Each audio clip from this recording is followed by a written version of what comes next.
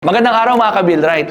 Ano nga ba ang mga usual reasons kung bakit nagkakaroon ng dusting, crazing, scaling, spalling, or even weak concrete sa ating mga slab? Ayan. So, number one, mga reasons ay yung product, and another usual reason ay workmanship. But in this segment, we will be focusing only on workmanship.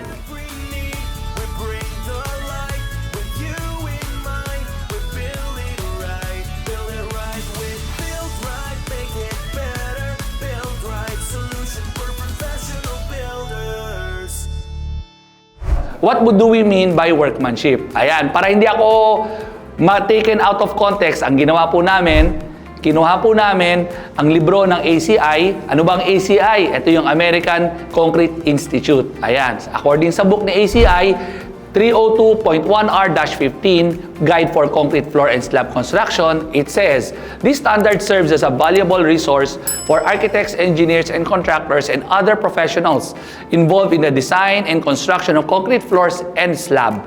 It incorporates industry best practices, research findings, and practical experience to provide a comprehensive understanding of the various factors influencing the performance, durability, and quality of concrete floors. Some of the key areas covered ng ACI 302.1R-15 includes subgrade preparation and moisture control, concrete mixing, proportion and selection, reinforcement requirements and detailing, placement and consolidation techniques, jointing practices and control joint design, finishing methods including troweling, texturing, and surface treatments, curing, jointing and protection of newly placed concrete, and lastly, quality control and inspection procedures. Ayan.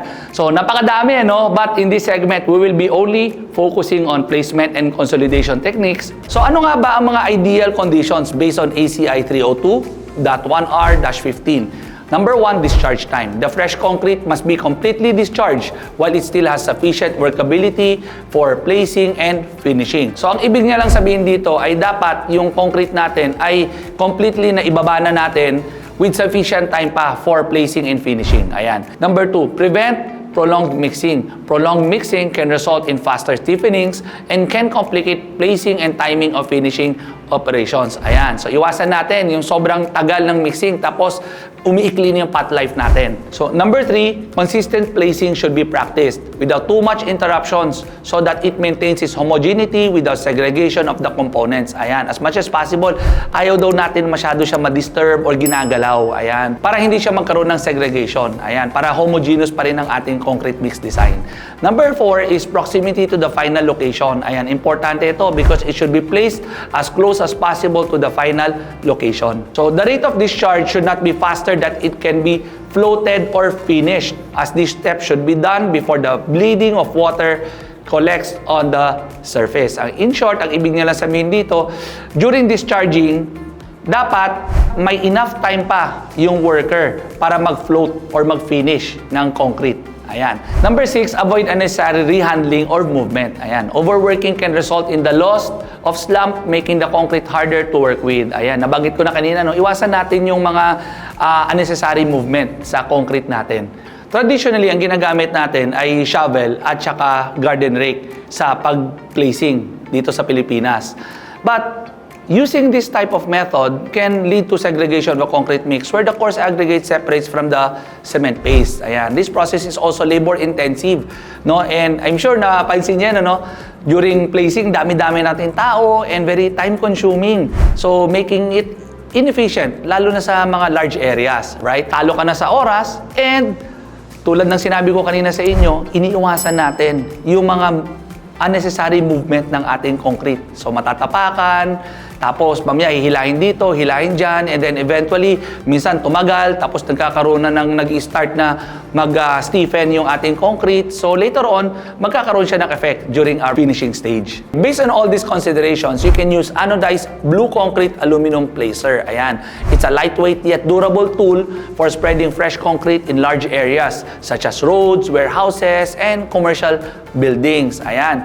Ano nga ba ang advantages of using anodized blue aluminum placer? Well, it's lightweight and at the same time, hindi siya nagkakalawang. Ayan. So ano ba mga advantages na? It's very efficient and effective. Unlike a shovel, a concrete placer is designed specifically for moving and spreading fresh concrete. It has a wider blade that covers more area and allows for more effective spreading and smoothing of concrete. Ayan. So, ano pa ang advantage niya? Faster. The design of concrete placer allows you to spread larger amounts of concrete more quickly, which can be crucial on larger jobs or when working with fast-setting concrete. Ayan. So, convenient. It is also designed with long handles that allow workers to spread and smooth concrete without bending over, which can reduce strain and fatigue. Well, ang pinakamaganda dito na napansin ko is that since mahaba yung handles niya, hindi niya kailangan ma-disturb yung concrete, no? Unlike yung, 'di ba, yung traditional method natin, lahat tayo tinatapakan natin yung concrete. This one hindi niya ma-disturb. It is also durable. An anodized blue steel aluminum placer is also lighter than a steel shovel, which can reduce fatigue and make the tool easier to handle over long periods. So, alam nyo, based on experience sa ginawa namin, because when we did this video, nag-trial muna kami, no? Just to make sure na tama ba yung sinasabi namin at talaga bang effective itong placer na to. So, in a 70 square meter na binuhusan namin, actually we prepared 3 to 4 people for placement. But since gusto namin matry nga, kung talaga bang kaya ba ng isang tao lang to, well, we were surprised na one person was doing the placement and we were able to do just fine. So, after placing, the next step is screeding. Ayan. So, ano ba ang screeding? So, screeding is the act of striking off the surface of the concrete to a predetermined grade usually set by screed guides. Ayan. So, di ko na i-discuss yung screed guides ha. So, maraming paraan para paano gumawa ng screed guides. Alright? So, screed should be done immediately after placing the concrete. Don't let the concrete start setting before you screed it. Ayan. So, traditionally, we are using wood planks, tubular, C-channels, or mga improvised na screed boards, no, para sa screeding process. So, ang napansin lang po namin ay, syempre, it's very labor-intensive. Ang dami nating tao para magawa to.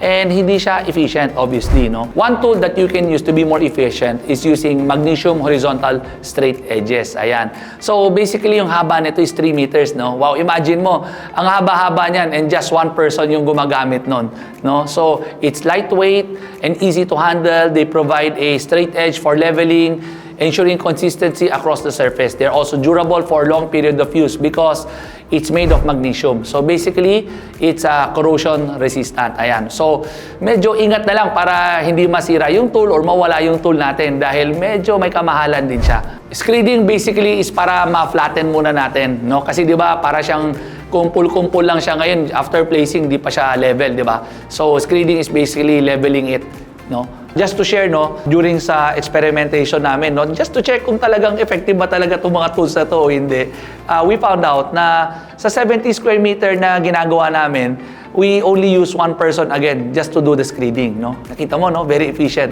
Since mahaba din yung handle ng straight edge, ang maganda rin dito is that without stepping on the concrete, pwede niyang abutin dahil mahaba yung kanyang handle. Ayan. So, di ba sabi ko nga kanina sa inyo, iwasan natin i-disturb yung concrete. The third step is consolidation. Consolidation often is done with internal or external vibrators. Ayan. So, it removes entrapped air and brings enough fine material to the surface to produce a satisfactory finish. Ayan. So, basically, yung ginagawa niya, binababa niya yung mga aggregates and then pinapakit yung cement cream on top.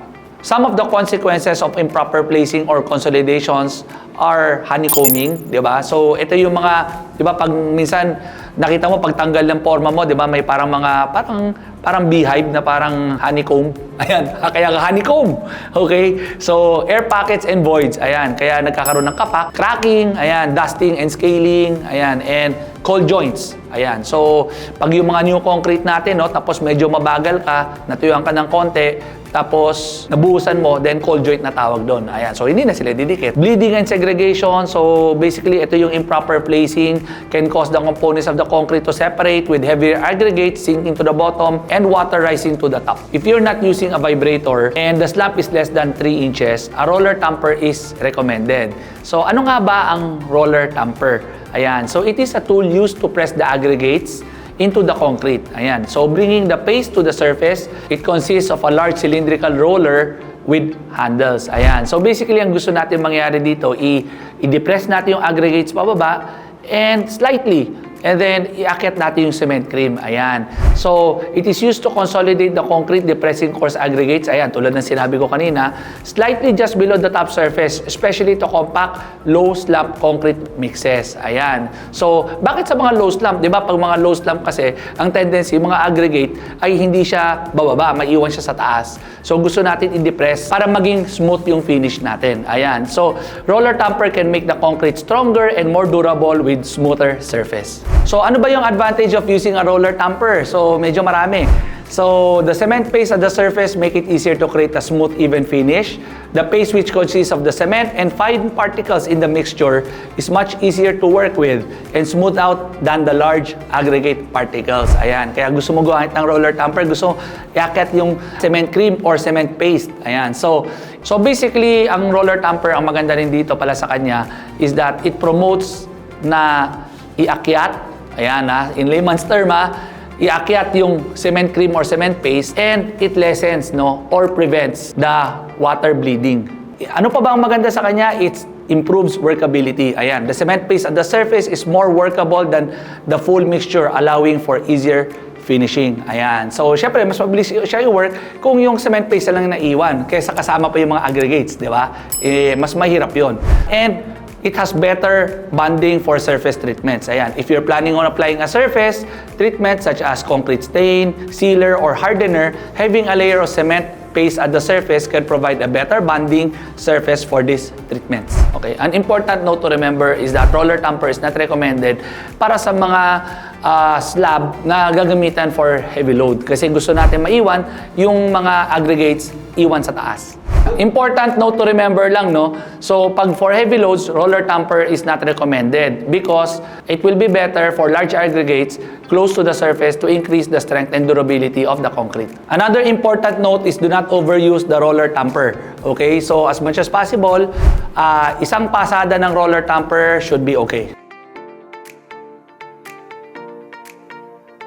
Hopefully, marami kayong natutunan sa aming video. Ngayon, natutunan na natin kung paano ang tamang concrete placing and consolidation ng ating mga concreting tools. If you want to learn more about finishing method using concreting tools, please watch our next episode, which is episode number 62. Dito matutunan nyo paano gumamit ng trowel, paano gumamit ng mga textured finishes, at mga surface treatments. Again, this is Derek Tan. Magtanong para sigurado!